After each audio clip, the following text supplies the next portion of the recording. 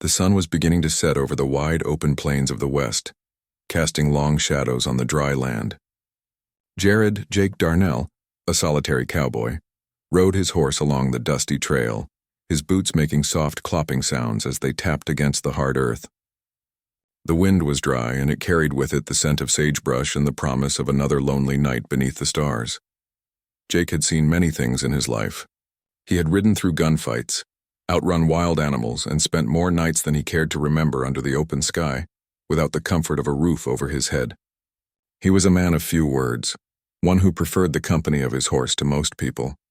But he had a strong sense of right and wrong, and a deep respect for those who lived by their own rules, like the Apache.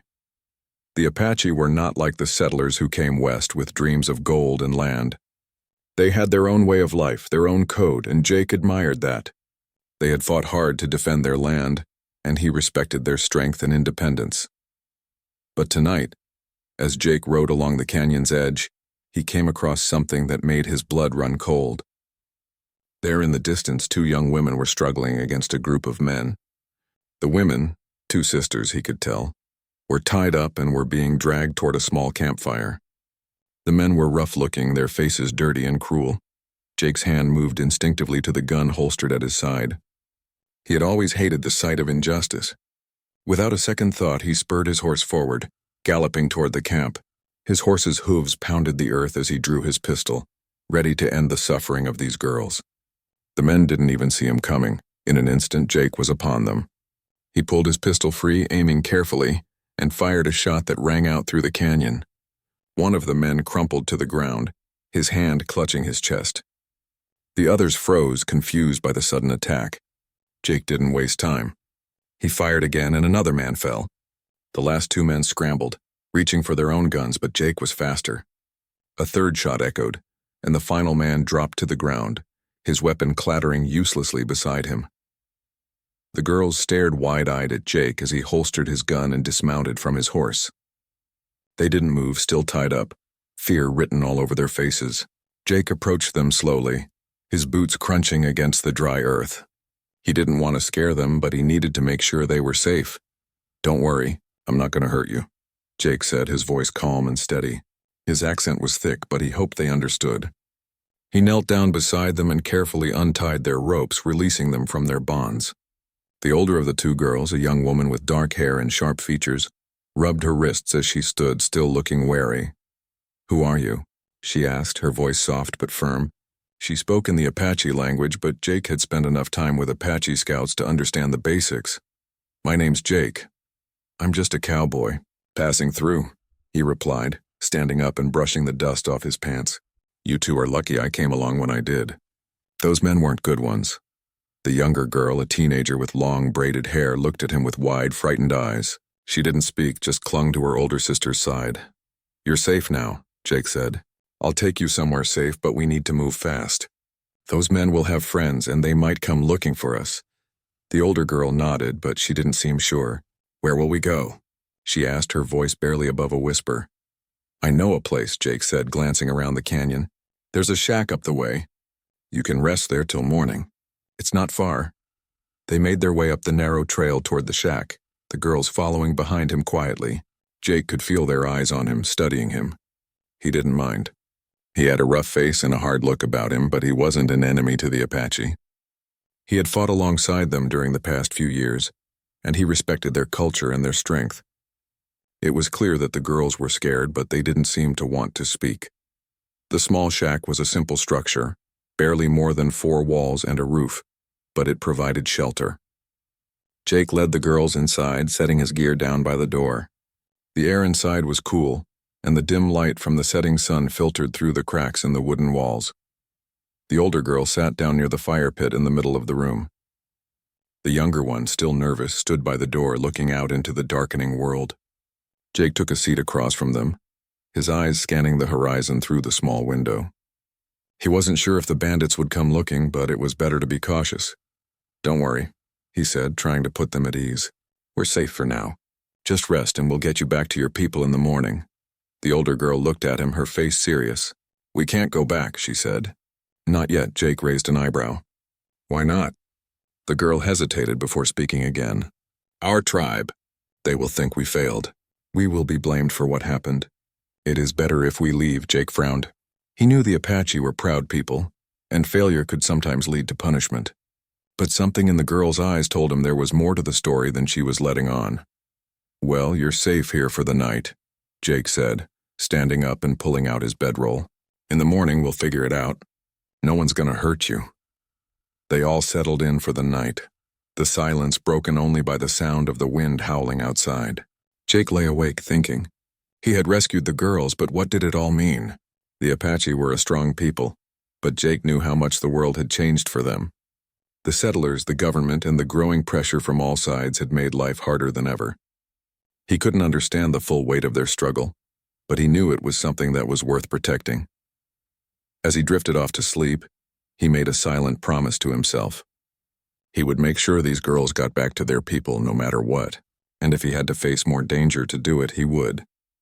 The morning sun rose slowly over the distant mountains, its golden rays creeping across the dusty plains.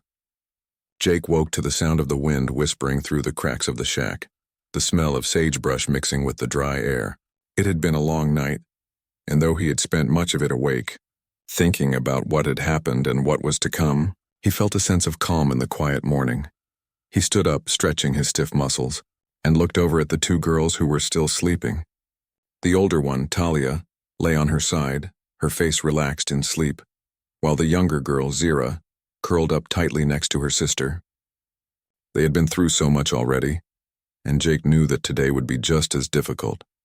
He grabbed his rifle and stepped outside, squinting against the bright morning sun. The world was still, and for a moment he allowed himself to breathe in the open air, free from the pressures of the world. But deep down he knew that the quiet wouldn't last long. Talia woke soon after, stretching and yawning before sitting up. She looked over at Jake, then at her sister, and finally spoke. "We should go," she said quietly, her voice calm but firm. "Our mother will want to know we're safe." Jake nodded. He had been expecting this. The girl's mother, etched, was a respected leader in the Apache tribe. Jake knew that once she found out her daughters had been rescued, she would want to see him. But what would she want? And why had the girls been in such danger in the first place? "I'll help you both get back to your people," Jake said, walking back into the shack to gather his things. "But first, let's get something to eat. You'll need your strength." As the girls ate, Jake packed up his gear. He had no idea what kind of reception he would receive from the Apache, but he was ready for anything. He had seen their strength in battle and their wisdom in peace, but he also knew that they were proud, and pride could lead to hard decisions. By midday, they had packed up and were ready to leave. Talia led the way, her eyes constantly scanning the surroundings as they made their way up the canyon. Zira followed closely behind, glancing nervously over her shoulder every so often. Jake brought up the rear, his hand resting on the handle of his rifle, always aware of the possibility of danger. They had been traveling for hours, making their way through narrow paths and over rocky terrain. The journey had been long and tiring, but Jake didn't complain. He was used to long rides and tough trails. He could see that the girls were growing tired, but they kept going, their determination stronger than their exhaustion. It was late afternoon when they finally reached a small clearing near the edge of a dense forest. In the distance, Jake could see the outlines of teepees and small structures, the heart of the Apache village. The air was thick with the scent of smoke from cooking fires, and the sound of voices and laughter carried on the wind. Talia and Zira quickened their pace as they approached the village, but Jake slowed his steps. He had heard about the Apache people's strength, but he had never been to their home. This was a place of power, and he wanted to make sure he showed respect. As they entered the village, the people took notice. Several heads turned and whispers spread through the crowd. The Apache were watching, sizing Jake up, wondering who this stranger was and what his intentions might be. Jake didn't mind the attention. He had been in enough dangerous situations to know how to handle himself. Talia and Zira led him to the center of the village, where a large fire burned brightly. Standing next to the fire was a tall, strong woman with dark eyes and a commanding presence. She wore traditional Apache clothing, and her face was marked with the wisdom of age and experience. This was etched, the girl's mother. When etched saw her daughters, her face softened. She stepped forward and embraced them, her arms wrapping around them tightly. For a moment, there was only the sound of their quiet words as mother and daughters shared a moment of relief. Jake stood back, watching the reunion. He had no desire to interrupt, but he could feel the weight of Etched's gaze. After a long moment, she turned to face him, her eyes sharp and knowing. She didn't say anything at first, just studied him closely. "You are the one who saved my daughters," she said, her voice calm but firm.